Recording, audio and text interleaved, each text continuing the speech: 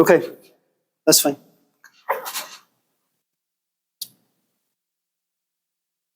Yeah, please. Perhaps a discussion about what all of these things have in common Sure. or not. Okay. There was some opposite. Yes. And of course, cynicism and optimism.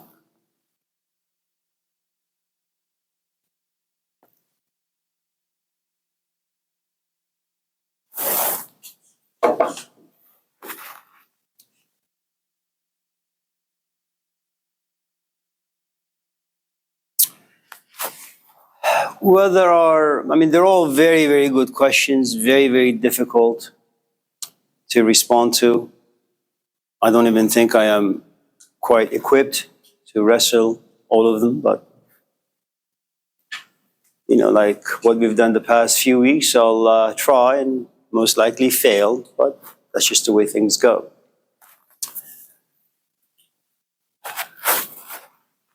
Questions are very much like when you go to a buffet, like a Chinese restaurant or a hometown buffet, if they still exist. And though all the platters look good,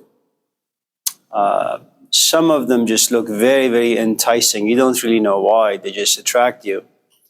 And just because sometimes I kind of focus on one question and then connect the others to it, it doesn't mean that your question is irrelevant or lacks value. It just, for some strange reason, something about me jumps out and says, yes, I want to just kind of be around that question. And once I get warmed up, then, hello, I'll kind of just bring the other questions in and respond to them.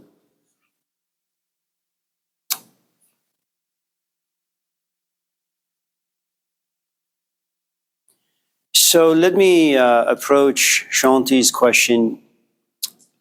And I think all these questions really, to some extent, become irrelevant when you put them all under the umbrella of Brandon's question about how do you deal with mortality. Because to contemplate or reflect on death really is like this gigantic eraser or delete button that removes all sorts of desires, all sorts of history. And when you begin to kind of realize that your time is limited, especially for those of us in this class who have some age on us,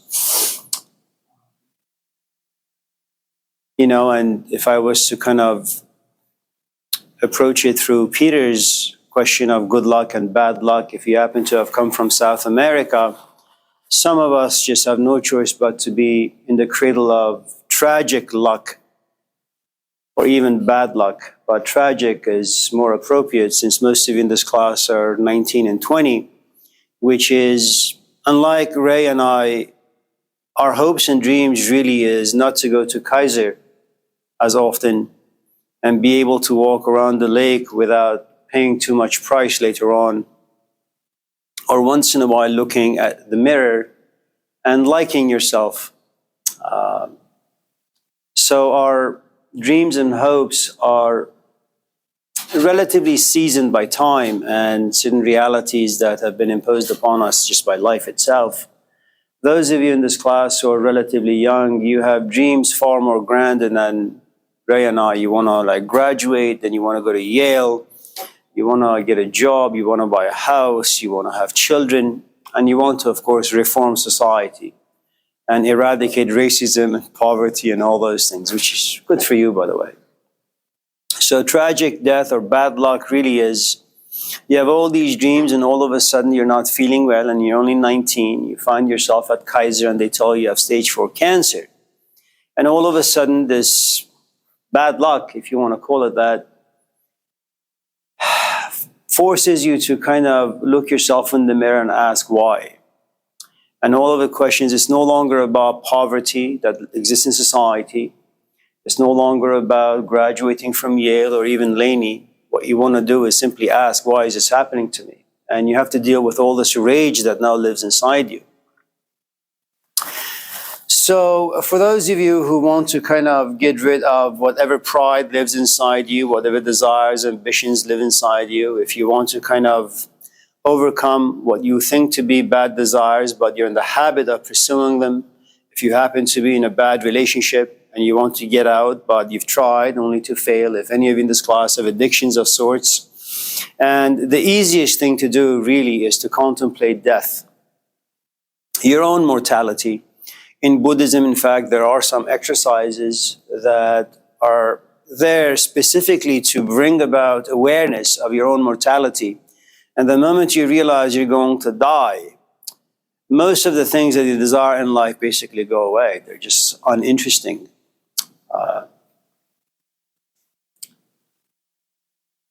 Any of you in this class ever watched that movie called Dave?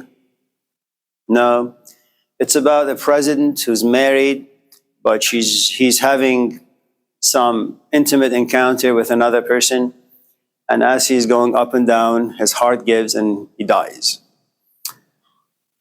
It's what they call sudden death, around the 15th century, told to us by Martin Luther, out of whom came the Protestant Reformation.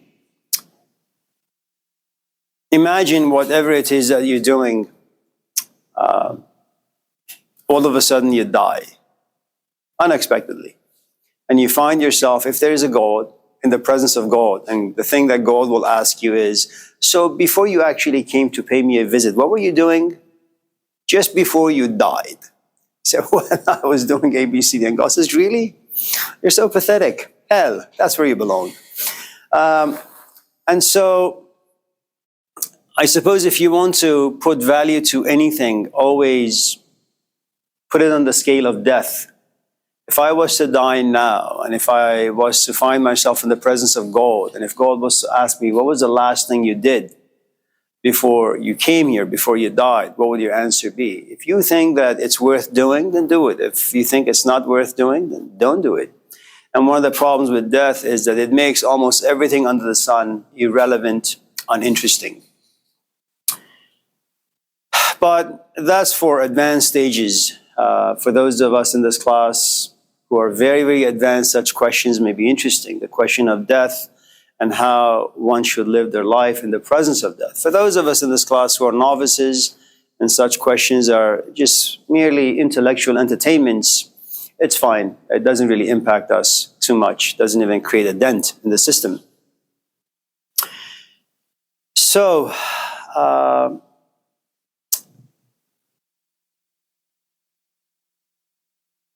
since most of these questions have to do with who we think we are, what we think we are, and what's worth pursuing, good pleasure, bad pleasure, luck, not too much luck, pessimism, optimism,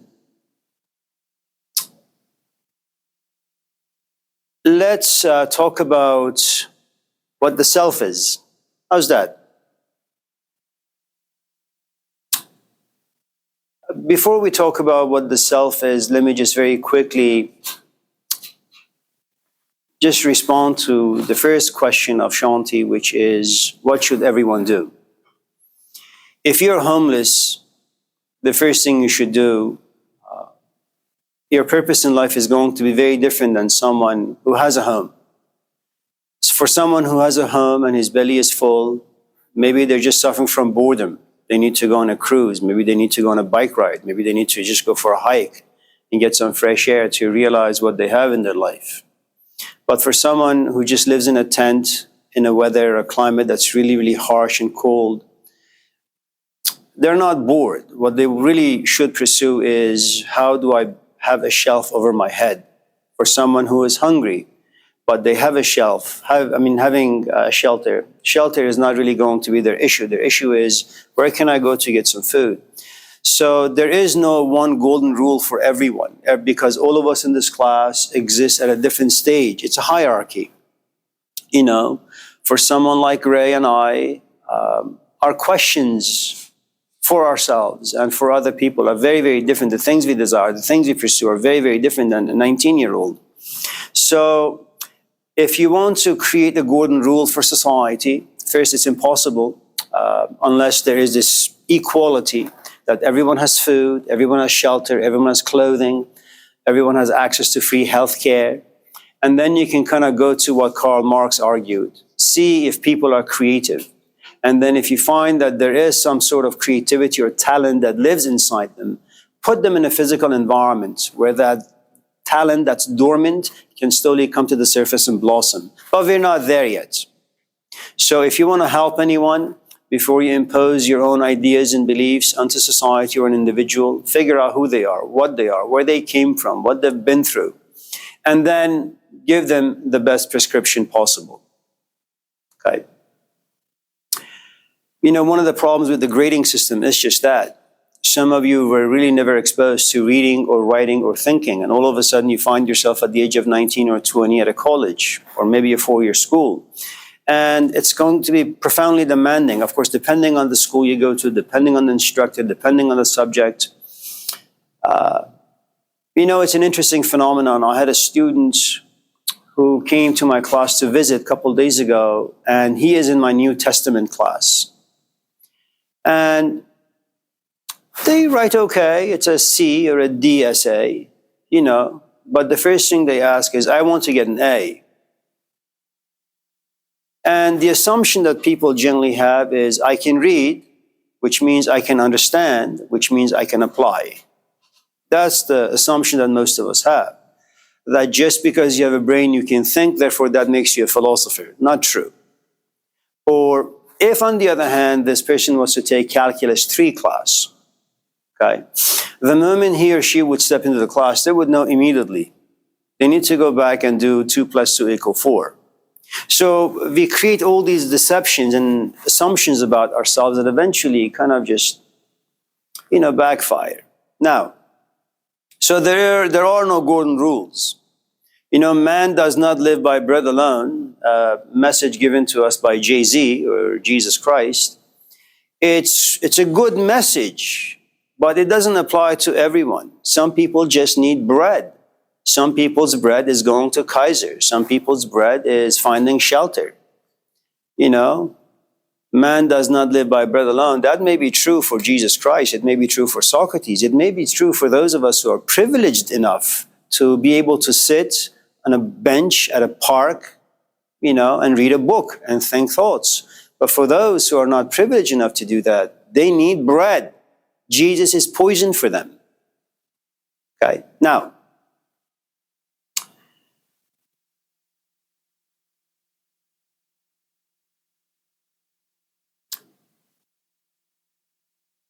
so let me put a couple of things on the board and we'll go from there.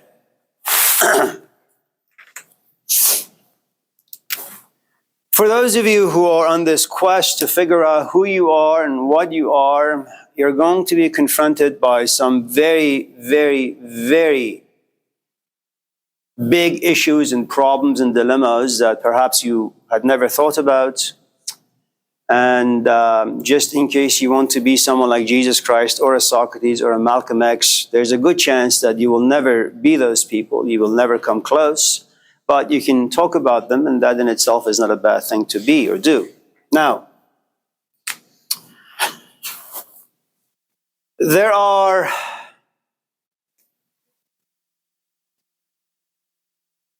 Assalamu alaikum, please. This is any one of you in this class. Now, there is going to be a hierarchy that lives inside you, okay? You're going to have a physical self. You have a body.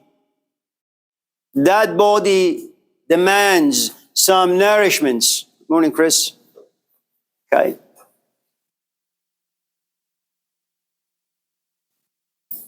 There is going to be an emotional self. If you examine your friends very, very closely, you may realize that if you're a heavy smoker, you're going to be around people who smoke very much like you. You're not going to be around someone who punishes you, admonishes you every time you light up. So where you are in life ultimately determines the sort of friends you want to have, the sort of physical space you want to occupy. Okay? Now, it doesn't mean that if you happen to be profoundly physical, that you don't want to be around Socrates. There are parts of you that desires to be around Socrates. The only problem is that part of you is an infant.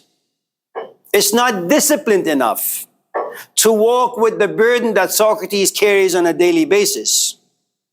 There is nothing wrong with you reading the biography of Malcolm X or Mahatma Gandhi or the New Testament. There are parts of us that desire to be in that space. We just can't be in that space for too long.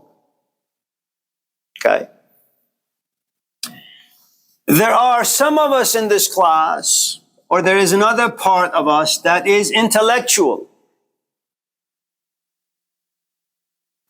There is another part of us, and that's really for those who have experienced some horrific events in life, that is psychological. And this is the place of trauma. And I'm not talking about positive or good trauma, negative trauma. Okay? So, for example, if you have read the life story of Malcolm X and someone comes to, or you have watched the movie with Denzel Washington and someone goes to him and says, "Why do you hate being black? Why don't you just be natural? Stop dyeing your hair. Let it grow the way it wants to grow and be the color that it naturally is." Okay? That's traumatic for someone who's been accustomed to being someone and liking to be someone that he's not. And eventually, when he consumes that message given to him by a friend and he nourishes it, eventually he likes who he is. And if you happen to be religious, he begins to enjoy how or what God has made him to be. Negative trauma is what they call the psychological. And then there is the spiritual. Okay. Now, what you need to understand is this. None of us in this class have one single personality. In an hour time, sometimes you just want to be physical. The next moment, emotions come up. The next moment, you begin to be reflective, perhaps remorseful, perhaps regretful. Then, maybe you'll have triggers on the inside. Something on the outside will push a button inside you, and you're no longer physical. You're no longer, emotions are connected to the intensity of the event took place some years ago inside you. And now you sit, maybe you cry, maybe you'll be in a grieving mode. And there are moments where you say, "I don't want to be any of this. I want to feel something that's beyond the physical, emotional, intellectual, and psychological." What you need to understand, this belongs to the physical world. For those of you who want to taste what I'm talking about by saying spiritual, read some of the works of this gigantic philosopher named Pythagoras and his ideas about music. There are specific kinds of music that forces your body to move. There are certain kinds of music that puts you in a sad mood. Or maybe, well, it's generally sad, not so much happy. Okay? There are certain types of music. When you listen, it makes you think. There are certain kinds of music that brings about the trauma that you've been repressing most of your life. But there is another kind of music, according to Pythagoras. It is heavenly. It has nothing to do with your world, the physical world. Okay, nothing to do with your body, emotions, your intellectual abilities, or the events happen to you in life. They kind of just remove you from your body and give you a taste, an image of something you have never experienced. Okay? Now, so remember when you hear in the Old Testament as well as the New Testament, a house divided unto itself can never stand. That is us. Okay? You want a grade. You sit in your room and you write an essay, but you have zero feeling about the essay. And once in a while, because you are a reflective animal, you sit back and you say, do I want to be Judas? Do I really want to sell my soul for an A? But if I don't sell my soul for an A, I'm not going to graduate. If I don't graduate, I won't get a good job, good companion. I can't buy a house. I can't afford a car. So we have no choice but to live in this divided house. Okay?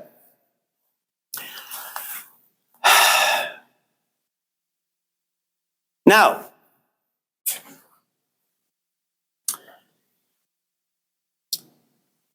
the sort of emotions you will have, for the most part, depends on geography. Where exactly do you live?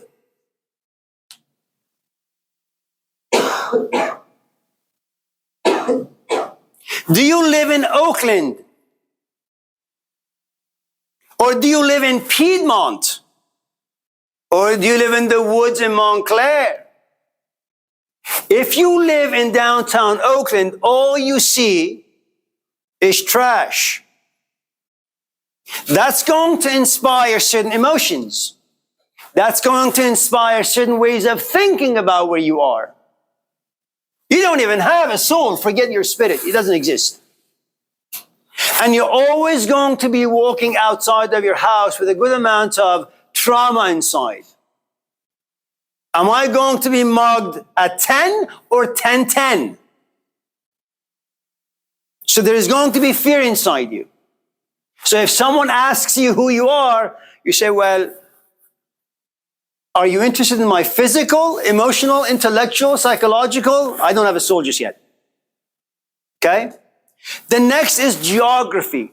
If you live, say, Snake Road, Montclair area, or Skyline, where houses are ranch style, and every house is about 5 to 10 acres, okay, and there are trees everywhere, and you have goats, and you have camels, and you have cows, okay, and you have the Niagara Falls next to you. Every morning when you wake up, you're not going to be fearful of being mugged. Okay?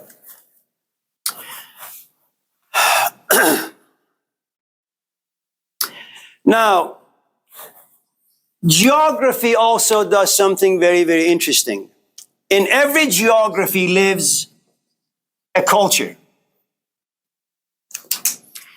If, for example, you have come from parents who are divorced, okay, there is a culture, that geography, that space in which you were born, that space that seasoned you. Part of that season is what we call divorce. It's a divorce culture. Especially if it happened during formative years, 0 to about 6 or 7. It creates a very specific kind of a self. You're either very angry, where you don't trust and have faith in anyone, or you're a people pleaser. Okay? Now, every culture has a certain tradition. What is tradition? What is culture? They are these spaces where all these stories live. We are nothing but story-carrying animals. So next time you go out with someone because they look good, never be deceived by how they look. Always ask yourself, what story lives inside them? Because those stories create identity. That's who they are. Okay? Now,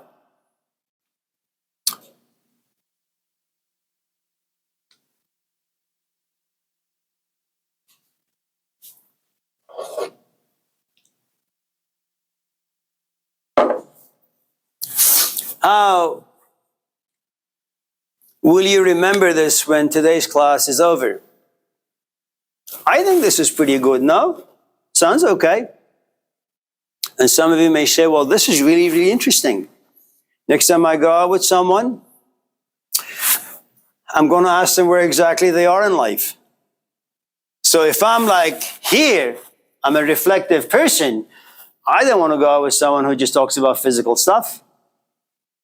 Okay?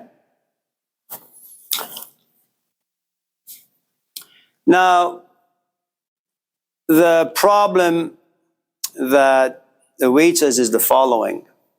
English, of course, is a really, really bad language for philosophy, but nevertheless, there are three ways you can define what a human being is, and I'm going to use the Arabic language.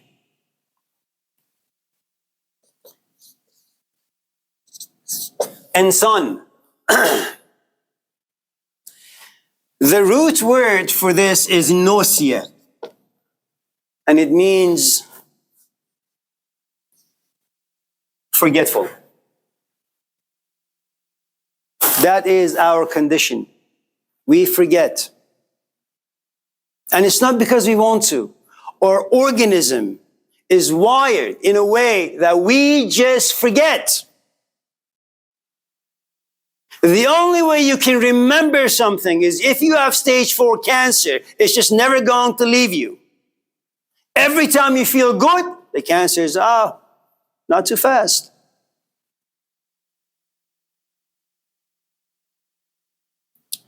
Now,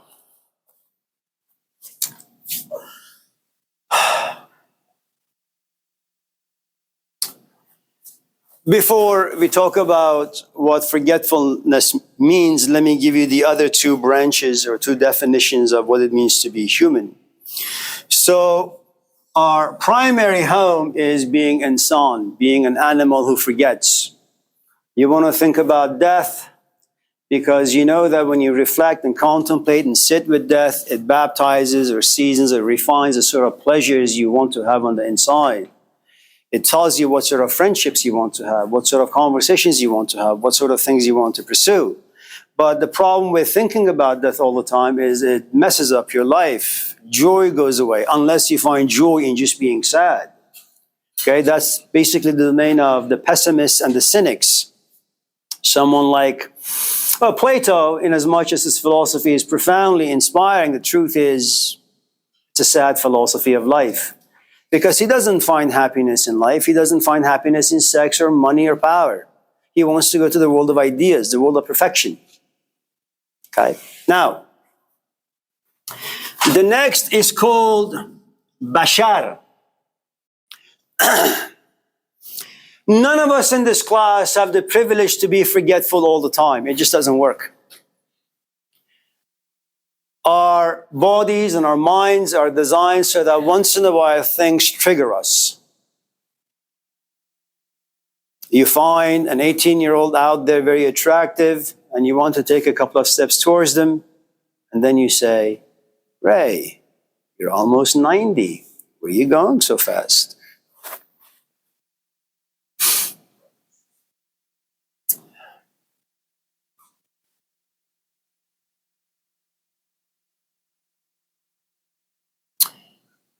Sometimes, maybe you're bored. Maybe you just want some intimacy. You go out somewhere, you find someone, and the two of you are in the bedroom doing what birds and bees do. And when you're done, all of a sudden, something about you catches yourself and you say, how can you be so pathetic? And then you quickly grab your stuff and you run home in shame and guilt. I like the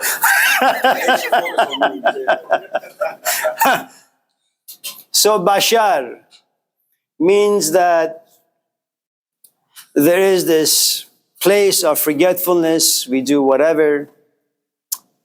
And then all of a sudden, it's like there is this awareness that enters into you. You catch yourself and you feel really, really bad. Okay? And there is no escape from this, by the way.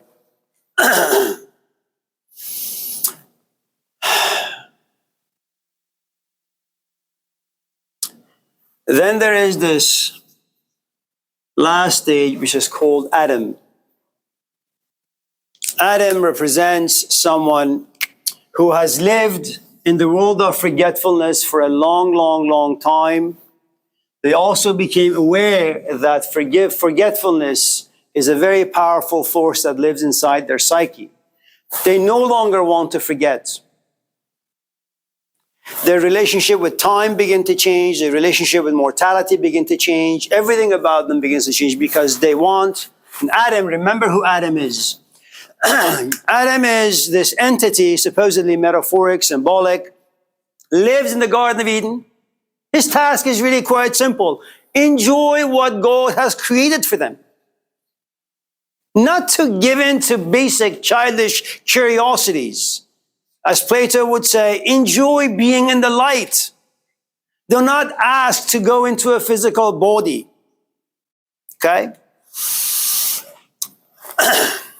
Now, what happens to Adam is that he has a companion whose name is Eve.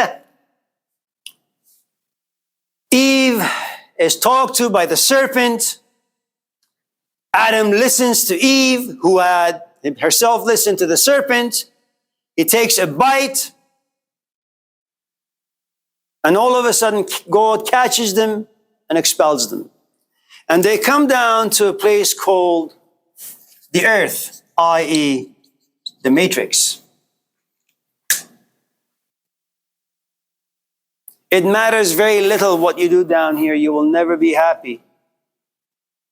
The problem facing Adam is the following. For those of you in this class who have ever fallen in love, or you have watched a great movie by Al Pacino, and you wait for another Al Pacino movie. For those of you who have ever been touched by inspiration, imagine you took a philosophy class, your instructor was really good, and then you say, yes, I'm going to continue taking philosophy classes. All because long time ago you were inspired. And then you go and buy the ticket, you watch the Al Pacino movie and you say, man, it sucked. Or you take a philosophy class and you say, man, that guy's an idiot. Okay. Or you fell in love, your companion died, or you just killed them. Or maybe they just got destroyed by life. But you have this memory, when I fell in love, I grew wings. And I flew to the gods, and I was inspired. I would write poetry. I would make sacrifices, and I enjoyed making sacrifices. That is what love does to all of us. And then life, of course, gets inside this thing called love, and from within it just begins to diminish or corrode it from within.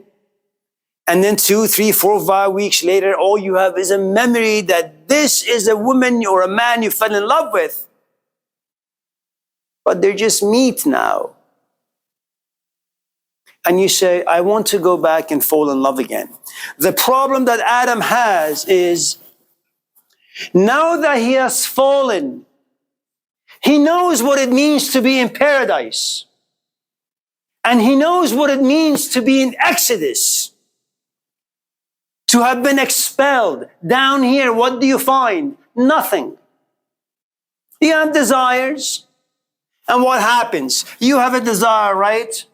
And depending on what the desire is and how intense it is, every desire creates its own poverties.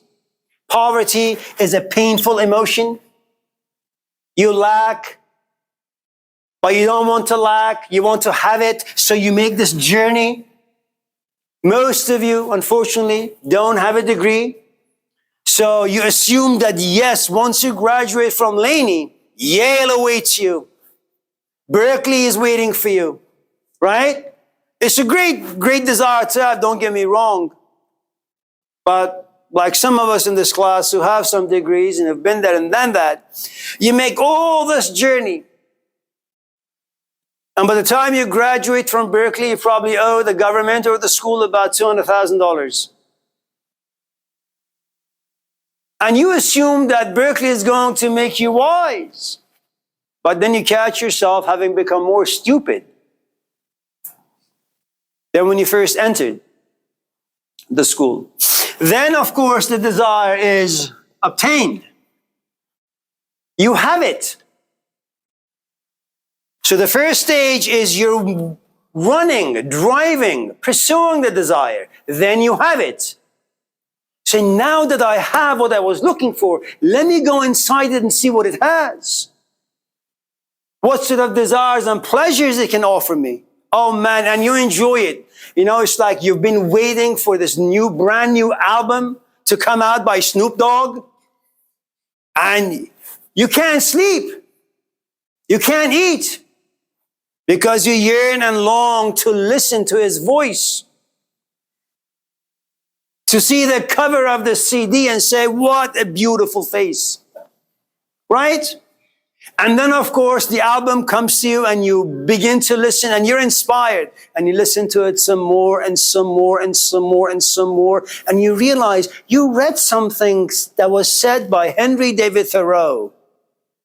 Suck the marrow out of life.